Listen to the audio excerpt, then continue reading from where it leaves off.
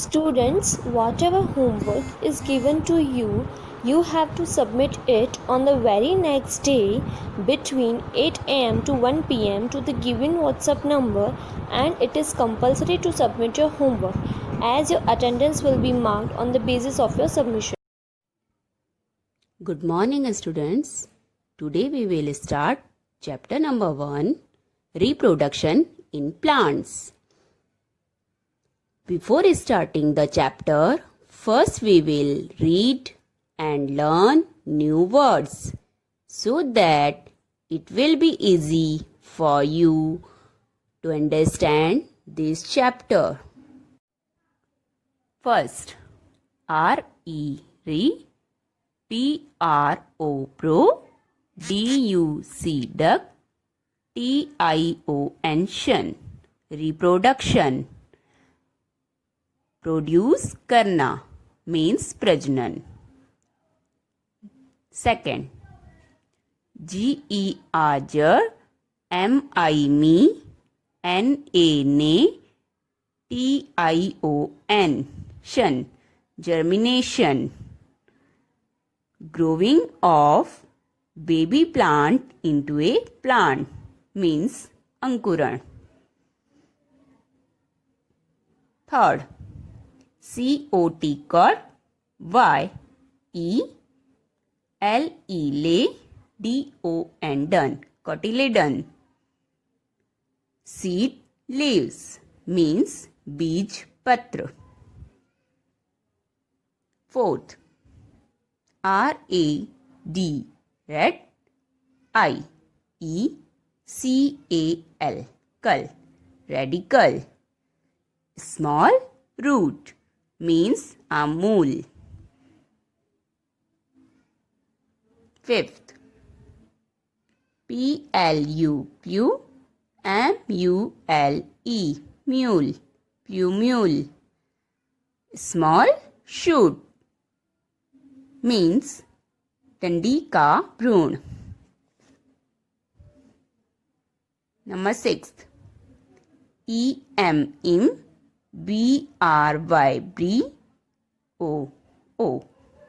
embryo, baby plant means bhrun. 7, distis, sal, dispersal. Scattering of seed from parent plant means फैलाने का कार्य. 8th,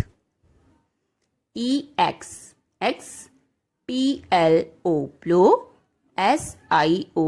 son, explosion. Blast means विस्फोट. 9th, egg, cul, agriculture. Farming means krishi. 10th, bry, ophyl, ophile, lum, bryophyllum. Type of plant means एक प्रकार का plant.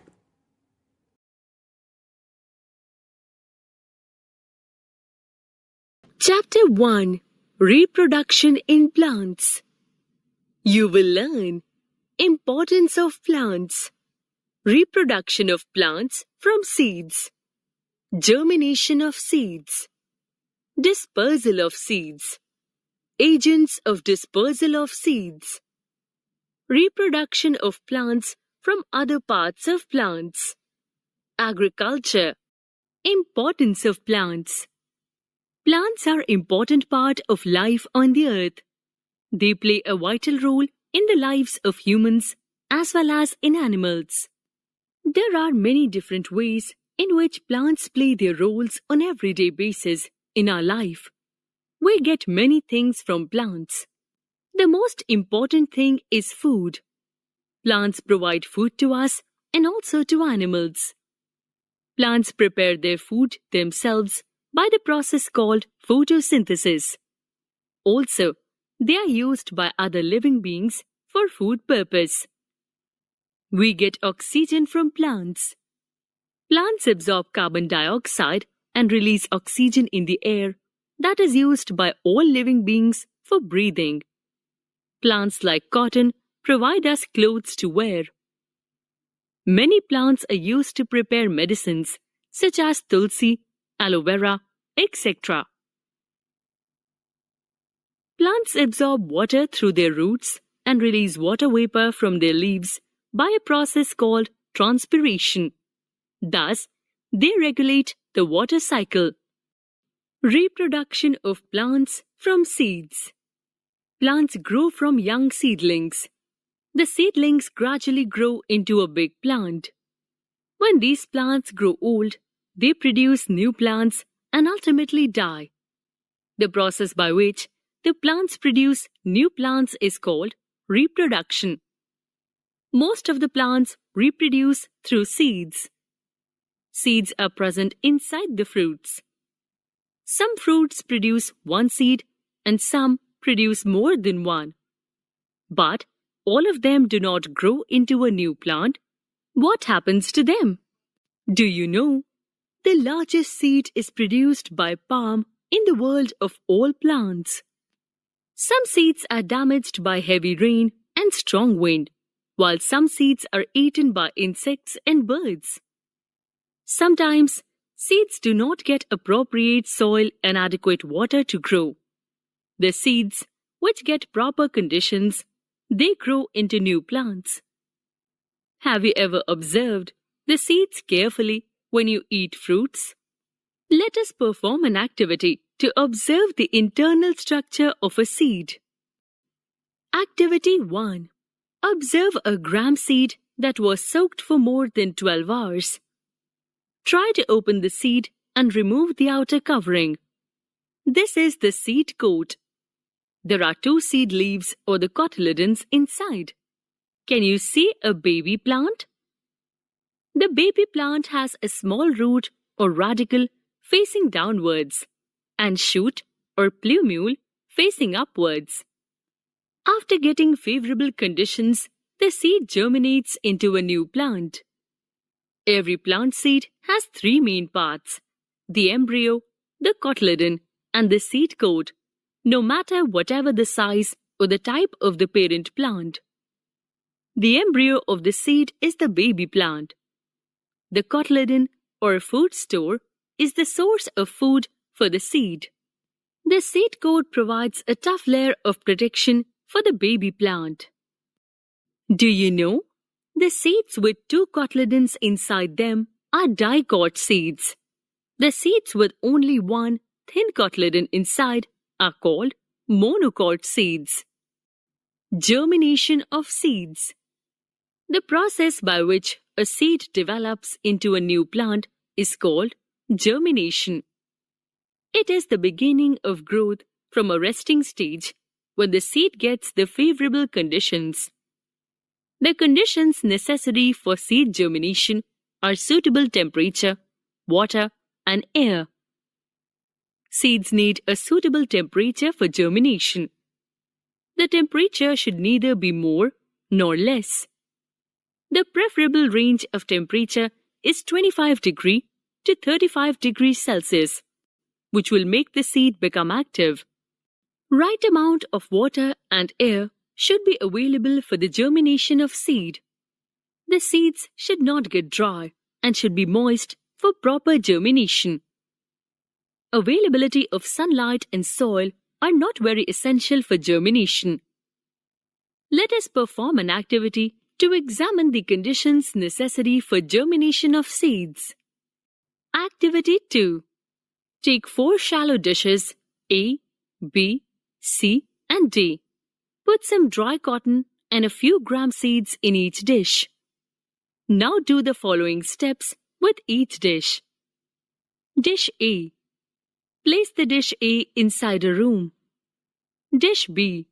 Add some water to wet the cotton and place this dish anywhere in a room where it can get adequate air and warmth, room temperature.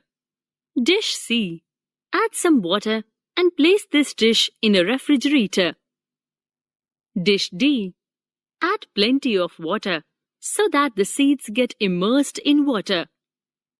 Now keep this dish in a place where it gets adequate sunlight but not air.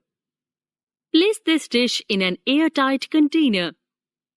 Observe the seeds in all the 4 dishes for 2 to 3 days and record your observations in the table. Conditions which seed will get. Conditions which seed will not get. Germination, yes or no. Dish A. Air, warmth. Water, no. Dish B. Air, water, warmth. Yes. Dish C. Water, air, warmth. No. Dish D. Water, warmth, air, no. In the above activity, you will find that the seeds in dish B germinate, while the seeds in other dishes do not germinate. This activity confirms that the seeds need air, water, and warmth, room temperature, to germinate. If any of the conditions is missing, seeds will not germinate. Dispersal of seeds. You have learned that most plants reproduce by seeds. There are some plants which produce many seeds. If all the seeds fall and grow around the parent plants, there would be hardly any space for the proper growth of plants. Plants would not get any nutrients. So it is important that the seeds are dispersed over a widespread area where they get the right conditions to grow. The process by which seeds are transported away from the parent plant is called dispersal of seeds. Agents of dispersal of seeds. Seeds are dispersed by different sources or ways.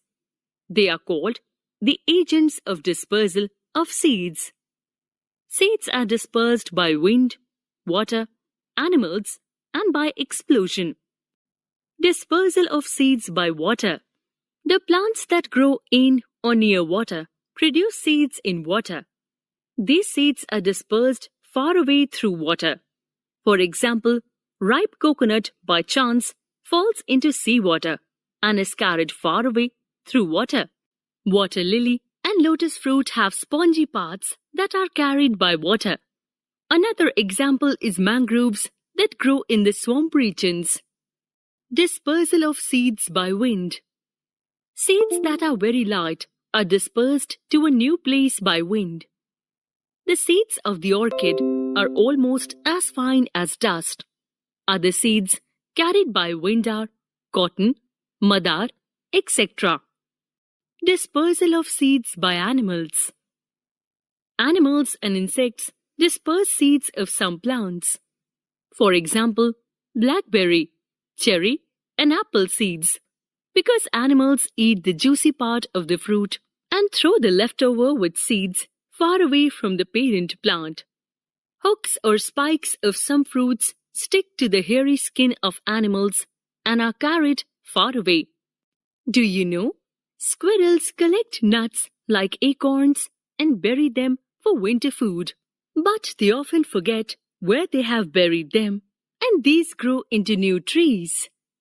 Dispersal of seeds by explosion. Seeds of some plants are dispersed by explosion. For example, fruits of peas are in the pod. They burst open or explode when they are dry. As a result of explosion, the seeds get scattered.